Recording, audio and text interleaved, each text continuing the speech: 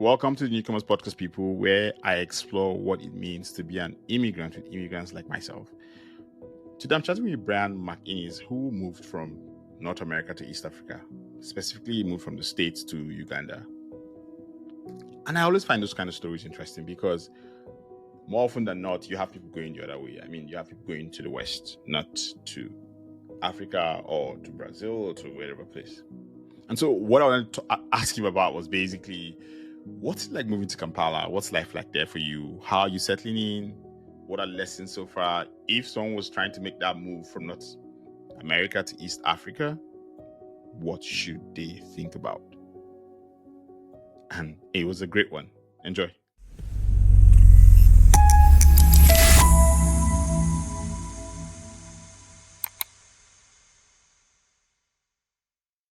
In the pre-show, you did say you had gone to Uganda, like Kampala, a couple of times. Yeah. And I want to, and I like how you did mention that there's a difference between when you visit and then when you say, I want to make this my home. But I'm very interested in the process. Like, the conversation you had with the wife or maybe the kid or anyone who's like, hey, okay, we're moving now. Like, it's not visit Yeah. anymore. We're now going to live there. Like, what was that conversation like? And what was going through your head as you're planning that? Yeah, well, and it's been a process for us because even like the reason why we thought we were coming here is actually different than the reason why we think we're here now. And maybe it'll be different than the actual reason why we're here, down the road. But so we have always had a connection with Uganda since really right after we got married. We started sponsoring a young girl to go to school in Eastern Uganda. And soon after we started sponsoring her, we had the opportunity to go visit. And so we had gone through a real trying time at that point in our lives. We had a miscarriage and we're just, we were just like very kind of reeling and trying to figure out what the point of everything was. I know. Yeah. So it was a tough time. And so it was, for us, it was like the opportunity to get away, but also connect with a deeper sense of purpose. And so we were, we flew over, I'd never been to Africa. My wife had been to Mozambique. So showing up and it was just weird. Like, I'm from the Midwest, the United States, which tends to be like very reserved, private. Like you don't ask political questions, religious questions. Like you just really stay surface level. And I fly into Entebbe, and you walk in, and like people are just all over each other. Even like the concept of a line, I realized at immigration was like, it's really different. And so, but there was something about like my soul that just felt, and I feel every time since that I've arrived back in Entebbe, like I just feel at peace, even amidst the apparent chaos. The apparent chaos, Yeah. And so, anyway, long story short, we ended up having an amazing trip. We met this young woman who we're still very close to this day. She's in her 20s now. And so, but when we got back from that trip, we felt like our lives were going to be connected to Uganda in some way. We didn't know how. And soon after that, we made the decision to adopt from Uganda. And so we, in 2015, 2016, we were here for 10 weeks and we adopted our daughter, who was an infant at the time, but is now 10 years old. And so we went through that process in Uganda. But like when we got home, we started to experience, it was interesting because we experienced like the immigration journey for her, at least as a child, being in a place that didn't, very few people looked like her, from a very different place, and so there was this sensitivity that I had to the experience of the other, and so but also like this sense of intrigue where I could see myself doing that. And so anyway, we've always tried to get back to Uganda with our daughter. We tried in 2021. They shut down the country because of COVID. Yeah, COVID, yeah. Yeah, and so we had to eat the cost of our tickets. And anyway, but then I started working for a solar battery and inverter manufacturer in the United States, and I was hired on to do NGO work, specifically partnering with NGOs by providing at cost. So we don't make any margin on what we provide to NGOs. So the lion's share of what we've done is in the US, but I had kind of free reign to develop a strategy for international. And so, of course, my mind went right to East Africa. And so I convinced the founder of our company to travel with me in January of 2024. And so we actually went to China and then we went to Uganda. So we like flew the opposite way. And my wife came and met us in Kampala.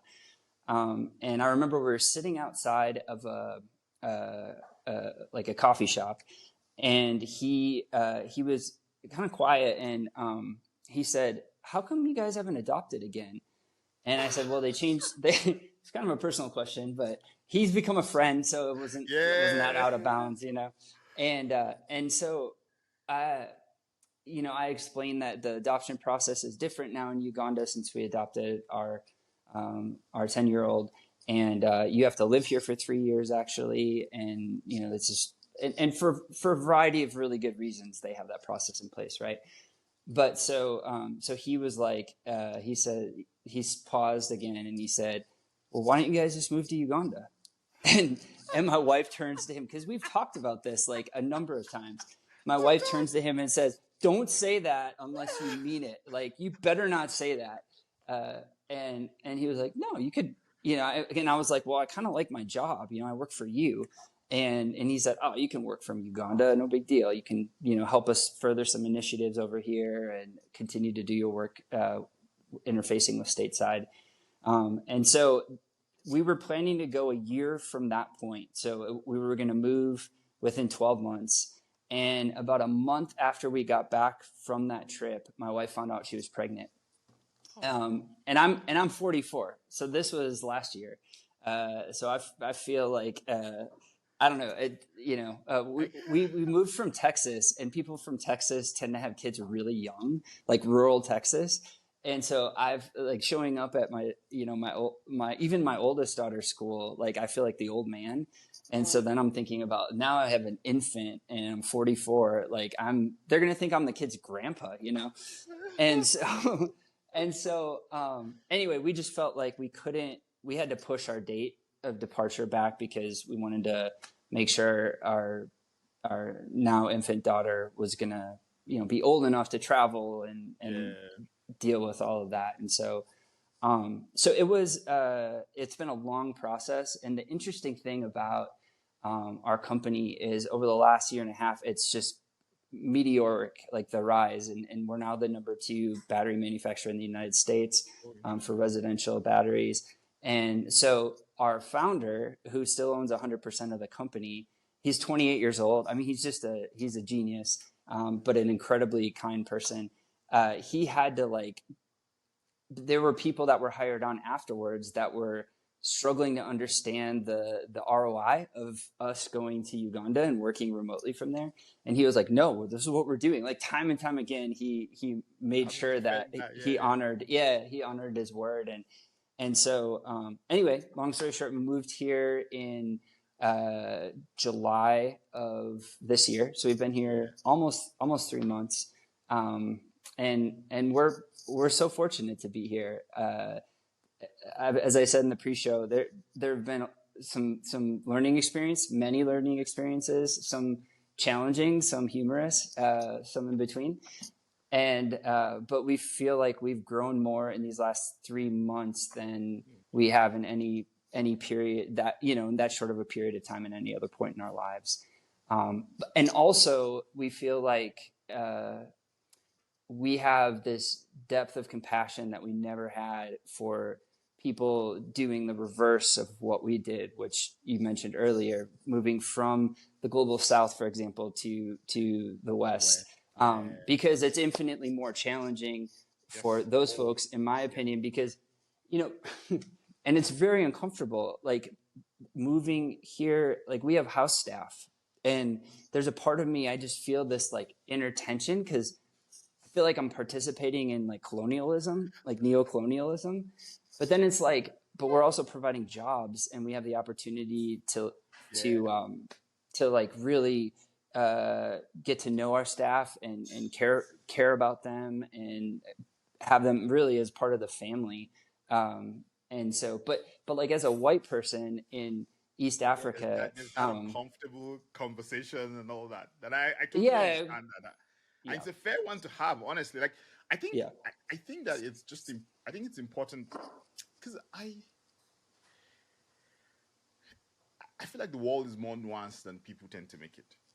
Hmm. Yeah, I feel like there are yeah. big issues. There are big issues that we have as a human race. You know, there's Mm, prejudice, there's bias, there's history, and all the things that it has come with. yeah. And I think that there's also just being human and asking yourself, like, at what lenses and how you're approaching a particular situation, because there's the and a bit of it is the our history is part of what defines how we see these things, and then Hmm. so what I always say to myself is that, so what do I now do with it going forward? Like, okay, so how do I react to this thing going forward? Yeah. Do I understand what the problems are, or what, not really problem, because that's a very very harsh word. I think, do I understand what the context is, and then still Yeah. treat the other person as a human being? Because it's such a, I mean, because back here in the West too, people also keep maids and stuff once you can afford it. It's Yeah. just probably much Yeah. easier to afford back in. I mean, when I lived in Nigeria, the thing I miss most about living in Nigeria, or the thing me and my wife missed about living most in Nigeria, I will tell you a story. So we used to go for runs every evening, or for walks every evening. Uh-huh. We would go and run for like an hour within the suburb, and then when we were back home, the house help or the maid would have made, like, she would have made my wife should have made fried turkey and salad, which is like Uh-huh. a meal, and we'll just come back and relax and eat it, and just like, oh yeah. But here in Canada, like, that doesn't happen. Like, if we went out to go and run, when we come Yeah. back, we have to do that ourselves. We want to do it, and so you end up never doing that because you're like, I don't have the energy to do that. Yeah. So it's Of just such a course. it's such an interesting thing. But again, I think it's, in the end, is that, how are you approaching the situation? I think that's the one Yeah. very important thing that a lot of people tend to overlook, and we just kind of just bring. We do this as human beings a lot. I had this thought yesterday where I said, people talk a lot about the chat GPT writes, it's not this, it's that, and I'm like, I've just come to realize that that thing is a core tenet of how human beings approach conversations. Mm. Every Yeah. single conversation, we compress it to, it's not this, it's that. That's Yeah. what we do most of the time. We don't like the gray. Yeah, we don't like the Yeah. gray, so it makes Yeah. it Yeah. easier. So we just, if it's not this, then it's that. We don't want to Right. ask what's in between, and it just means that a lot of conversations we should have had to get better as a race has just taken much longer than it should. Yeah. 100%. Yeah. Yeah. It's funny. I'll hop on, like I take Boda Bodas everywhere, and I've been told by like Ugandans, they're so dangerous, you shouldn't do it. Well, I'm sorry, but they're the cheapest and most efficient way to get around Kampala, hands down, Anyway, and but I've been on a couple of Boda Boda rides, and the drivers find out I'm from the United States, and they're like, greatest country in the world, and I'm like, and then of course they think it's crazy of me to, when they find out I moved to Uganda Now like do you get that? willingly, and they're like, what?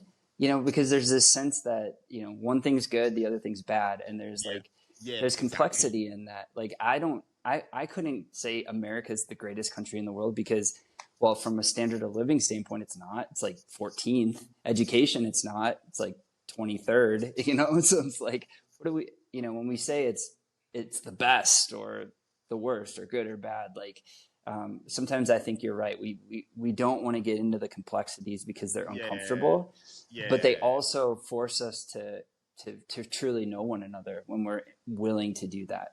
Yeah, and that's the hardest part of it all. I think, and that's why I enjoy doing this podcast, because for me is probably interviewed about 100 people right now, and it's Huh. every conversation is beautiful because it's like if you spend time just with someone understanding different parts of the world and how people see the world. Because like when you talked about Texas, about how people there marry early, it just kind of reminded me that back also in Nigeria, where so in Nigeria, like there are like three major tribes that take top of the tribe. So there's the Hausas, the Yorubas, and the Igbos. Are like the primary. I'm from the southeastern part, which is the Igbo side. Okay. The Yorubas marry much earlier than the Igbos do. The Igbos have this thing where they say to themselves, "We want to first get successful before we get married." And so you tend to Mm. see a lot of Igbo men who get like to their 40s and then they get married and they have kids. So you're more if you went to the eastern southeastern part of the world, Nigeria, you're more likely to see much older dads. If you went to the southwestern part, which is the Yoruba side, you're much likely to see much younger dads. So So I'm an honorary Igbo then. yeah, exactly. Okay, got it, got it. Thank you. Yeah, you are. You know, but kind of moving on to this. You talked about lessons, and I want to hear the humorous ones actually, and the challenging ones. Like, tell me a bit Sure. about that. Uh, yeah. So like one lesson I learned was okay. So bartering, or not bartering, but negotiating price is a foreign concept for Americans, and so I've kind of gotten into it. So like Ugandans will tell me, yeah, it's like part of the culture, and Yeah, you don't it want to get is. ripped It off or is. whatever. And but I had this moment where I was at a fruit stand, fruit vegetable stand, and a woman was, I assume, was a single mother. I mean, I didn't see anyone else around. She had kids. There were kids around, but just her. And I found myself negotiating for some bananas, right? And so the negotiation was between 4,000 shillings, which is the equivalent like $1.25, and 5,000 shillings, right? And so I walk away like 4,000 shillings. I got it, you know. And then I think like, really, like, what did I gain from that? I gained the satisfaction of knowing that I won, but at what cost? Like, because that 1,000 shillings it means nothing to me, and Yeah, relatively nothing to me compared to this woman who's like yeah, trying to. So I just had to have this like gut check of, um, is it really worth it? Like, why not just uh, pay the price? Or actually, what I've started doing is because I like the negotiating, so I'll negotiate as low as I can, and then I'll just pay them their asking price initially. And so it's like it's kind of like a win-win for me. because um, I was about to ask you if you fall in love with it, because once you start yeah, doing it, you it's start to love addicting. it because it's so Yeah. interesting. Yes, absolutely. And you can make jokes, and I mean that's kind of fun. Um, but I think the other piece that's been a learning experience is uh, the expat community. We've met some great friends already within the expat community, but I've found that for a lot of people, like they only hang out with the expat community, right? So it's like it becomes this clique, and I just feel like. I'm not trying to be the hero or anything, but I just think like you miss out on so much richness, and I think there's this propensity to want. Because there are moments when I'm like, can I just have a conversation with an American? Like wanting to connect Yes. with people that talk about the same things that I talk about, and Yeah. whatever. And I don't know. There have been some learning experiences where I've been like. Uh, I left we left the United States because we wanted to give our kids and ourselves a more robust picture of the world. And for our oldest daughter, we wanted her to experience the place where she came from in a meaningful way that wasn't just a trip.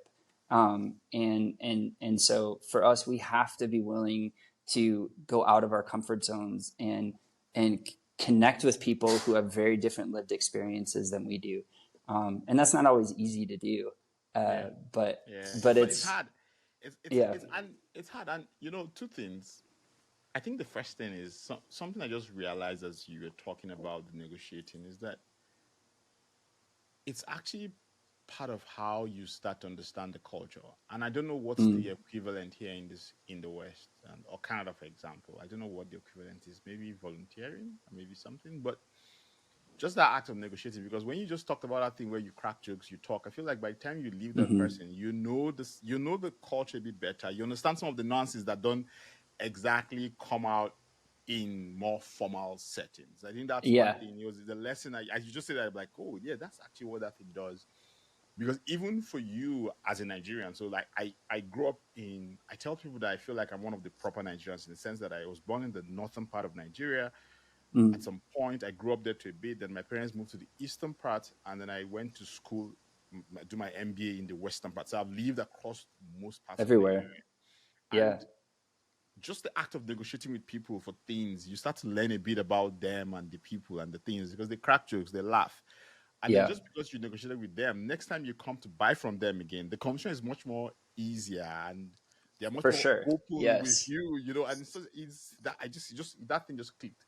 I think the second thing is that, you know, after living here for 5 years, I think I've come to kind of understand the human need for ethnical homogeneity. I think it's a thing we all have Mm, inside us. It's like sometimes I say to friends that, oh, I just want somewhere where I can just be myself, where I'm yeah, not trying to code switch. And I think it's normal. I think it's just like, yeah, but I think we need to also find the balance of saying there's no way we don't open up the world if we don't every now and then experience other hmm, parts of it. I think that's the thing that yeah, a lot of people kind of struggle with, yeah, they go like, oh no, no, I want to be my own people. I want that comfort, and that's okay. I feel like that's normal because that's the default human setting, and sure. there are papers that have been written about that in economics, in population growth, like just that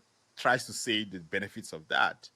Yeah, But I've been thinking these days a lot about the fact that when I see all that's happening with the world, I'm like, I keep saying, and it's a thesis, and maybe someone needs to do the work because I don't have the time. Is it feels like the model with which the world was built has failed. Like mm, how the world was built with a certain model, the things that we knew or we taught, and they were truths that worked for us. Because yeah, with the thing with humans is once something works, it becomes a truth. So they were truths that yeah, worked for us. right. But then when I see all that's going on, I'm like, it's either that those things have expired or they don't work anymore. Yeah, Because the world as it is has changed very much. And part of it is that now we have more ethnical diverse groups all mm, coming together, but we still operate like as if we are ethnical homogeneous groups. And so yeah, we don't that's open up interesting. ourselves. Yeah, we don't open ourselves up to have those hard conversations that allow us to at least say, understand what is the balance, what cultural program is defining how I'm reacting to this thing right now, and how do Yeah, I adjust a bit or define what's the new cultural program that allows us to succeed as a group. It's just a thought I have because sometimes, that's interesting. yeah, because I'm like, we can do better, but it's hard. It's not easy to do. It's easier said than done. It's more comfortable to Yeah. be like, you know what? I just want someone that kind of gets me when I crack a joke. Well, and I think, yeah, I think there is a propensity to want to be like the cultural martyr, like the sense of like, I don't need Americans anymore. I don't need like people that like I'm just gonna immerse. And I think uh, the, I don't want to say it's a part of self care, but I think there is, to your point, something to be said about spending time with people that just kind of get you. Yes, yes, And kind of get filled up in that way to be able to go back and yes, yes, and expose yeah, yourself to the other and learn from the other and yeah, become something different as you know it's like When we go back to visit the United States, I'm sure it's just going to be Oh, it's gonna be like different. I tell you yeah, that. it's gonna be different. Yeah, I'm sure. I'm sure, and there would be things that didn't bother me when I lived in the United States that will bother me, Yes. and things that I miss about the United States, Yeah. uh, like American beef, that that I took for granted when I lived in the United States. Yeah. So anyway, It's gonna be interesting to also see how your 10-year-old handles the switch back whenever you yeah, all visit the States. I find that interesting because 10 is a pretty interesting age. She's very American at that point in time, mm, but she somehow knows she's a bit different. And then she goes to Uganda and she's like, oh, this is pretty cool. This is pretty interesting. And then she goes back to the States again. And she's like, oh, okay. So it's going to be an interesting thing to kind of see how she handles that switch back and forth because yeah. those are two They very call them different societies. they they call them third culture children. Yeah, that's what they are. Yeah, Yeah, culture kids. Yeah, yeah. So there's actually a lot of resources for that yeah, we're going to be yeah. digging That's into for our daughter because well, it's funny because our 10-year-old's Ugandan and our 10-month-old is American, and if depending on how long we stay here, our children could grow up and the white one could be more Ugandan in a sense that. than the Ugandan, so I don't know, it's That weird. is so true. Yeah, Because yeah, if she spends 5 years there, she literally is Ugandan yeah, American. Because yeah, yeah. like when people say to me, I tell people that I am Nigerian Canadian. My kids are Mm-hmm. Canadian Nigerian, Mm, and they are Nigerian because they have Nigerian parents or have parents with Nigerian heritage. So, but they'll be Canadian first because they've like I have two kids. My first is 9. He left Nigeria when he was 4. So he's okay. pretty young. The other second was Yeah, born here. He's 4 now, so he's Canadian. Like he's yeah. not like the Nigerian he has in him is just what he sees at home or when his grandparents come over. Like Mm, that's the Nigerian he has in him. So that point you make here, that's so true. I think one other thing I'm just trying to find out is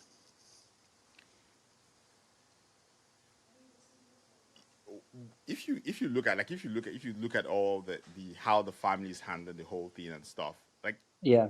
what has changed in how you all used to run the family back in the States and how you run the family now? Oh, that's a good question. Um, we definitely so we came here planning to enroll our daughter in an our 10-year-old in an international school, and we did that, and it just wasn't a good fit for her after about a month. I think part of it was the transition was it was just too much transition, like transitioning Mm, out of it, the only place she knew as home mm, and into a new country and new foods and a new house and then a new school on top of it. um, I think we recognized after the fact that that was just too much too soon for her, and so we actually are homeschooling her for at least for this semester, for the rest of the semester, and then we'll kind of reevaluate. But and then I'm working remotely, and so that's different because I was going into the office every day when we were in the yeah. U.S. And so I really feel like there's just been more togetherness. Like there's been more of an opportunity to just be together, and that's something that it's easy to just. It's probably easy to get busy everywhere, but when it's familiar, I think it's easier to get locked into routines Yeah. and get busy. And so we're just like way more open in terms of time together, but also like a social life. Like we were starting from scratch, and so we've just been more, I think, more intentional about what we've gotten, what we've tried out, or what we've, and that's brought us closer together. So I think to answer your question, the decisions that we've made since arriving have created a family dynamic that definitely is more intentional in terms of time together, and I would say closer, more meaningful than our life as a family in the U.S. And I think part of it just has to do with like, we're on this adventure together, right? Like this is new for all of us, so there's this Yeah. coming together that hopefully by necessity happens, and it just draws you closer, and so that's been a part of it as well. Yeah, yeah. Because I always say that I think immigration is when you move to a new place, it's a gift in the sense that you kind of get the chance to start life again Yeah, somehow. But yeah, this time you kind of have the knowledge is now a blessing and a curse. You have the knowledge of how you lived before, and you can decide to change that, or you can uh-huh, allow it to become a crutch and hold you back. Like, but the point is yeah, that you just have this new start where nothing is fixed. Everything is just up for debate. Like, oh, we used to eat by this time. Well, now we're yeah, here and this happened, so we can eat by this time. Oh, we should eat yes, every Sunday. No, it doesn't work anymore. That doesn't exist here. So we should try. yeah, This yes, that thing that it allows you do. And you raise an interesting point because I interviewed a fella called Neil Parik who moved from the States to Rwanda. He's gone back to the States again. And he said okay, something about how life in the States felt so optimized for productivity and stuff. When you talked about things yeah, being open and things are just a bit more, you know, but back when he was in East Africa, he was in Rwanda for a bit. Like it's like just yeah, like yeah, you could still work and do stuff, but you had time to leave, or you you yes, this society forced you to think, oh, I should leave my life. I don't have to yeah. always just be on the go because I want to achieve X. I want to do this. I want to do that. Do you feel that? Do you get that same sense Oh, exactly? 100%. I think it's, I wouldn't say it's like a lesser form of productivity, because one thing I've noticed about Ugandans is, man, there's just such an entrepreneurial impulse. Like, they, when there isn't a way, I just watch Ugandans like making a way, and so it's not like there's less of a work ethic. Like I have a good friend who's Ugandan who works a 8 to 5 job every day, and then he works for a U.S. company remotely from like 6 at night to 1 in the morning, and then he like does it every day or Monday through Saturday.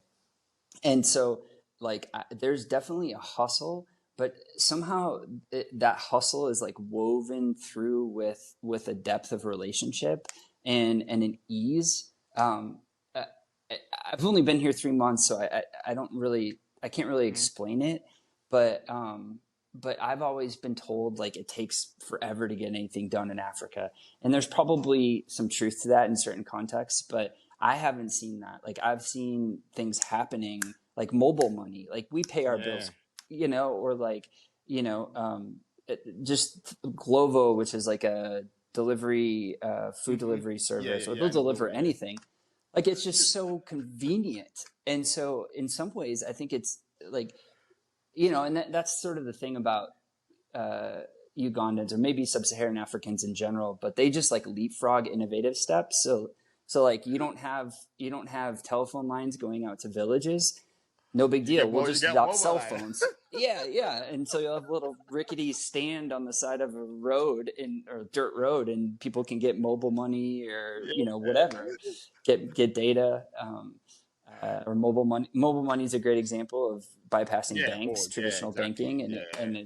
so there's this like convenience that's layered into the calm vibes.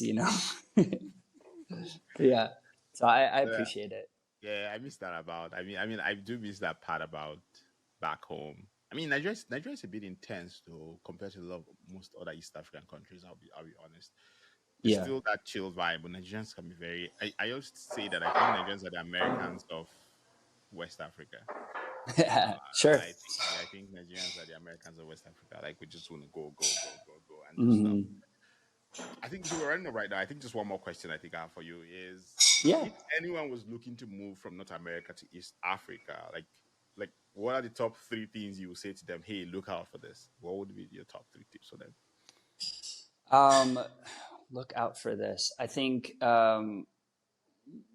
one thing would be look out for your expectations. I think, I mean, that's probably cliche to say, but I think there's this sense of how you think it's going to be when you show up, and what life is going to look like.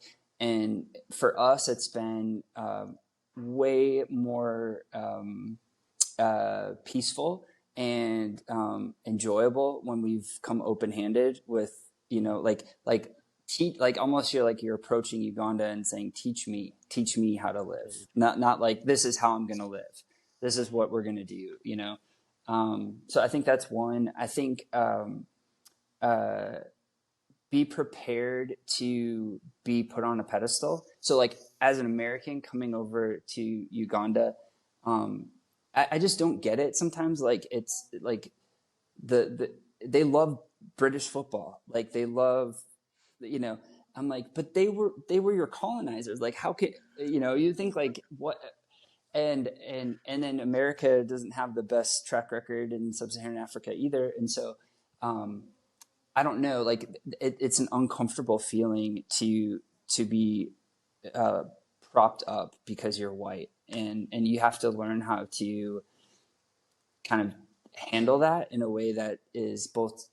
I think it's important to be like self-deprecating to a certain extent, to like subvert that a little bit, but then also leveraging that to the benefit of the people around you. So I volunteer at an organization, an NGO, that is completely Ugandan led. And my role is to bring in impact investors from the US and Canada and Europe, who, for better or for worse, I will add legitimacy to the organization. Even though I am not a leader in the organization, I'm leveraging my privilege That's an interesting way benefit. to do that. Actually, that's a really interesting Yeah. way to do that. Yeah.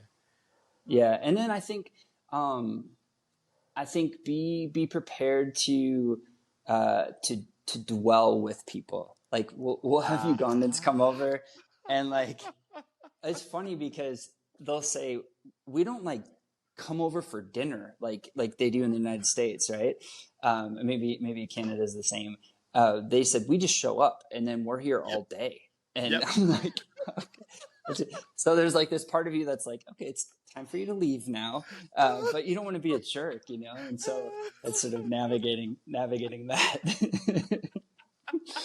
I can just imagine you struggling with that because, Oh like, I yeah, feel like that's an 100%. African thing. Like, people just show up at your house. Like people just show up. Like, you're just on your door. Like, they just knock.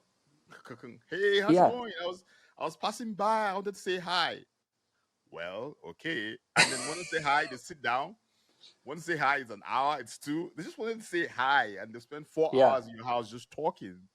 And it's just, I think it's the culture. It's part of the culture. It's just how we do, how we relate. And that's probably why they say a lot of Africans come here and they kind of start to struggle because then they start looking for their Mhm. community. Because, like, for example, one of the biggest things I struggled with here was, why do I have to set up a calendar invite for almost everything? I want to see a friend and set up a calendar invite and send to each other. I'm like, why do we have to do that?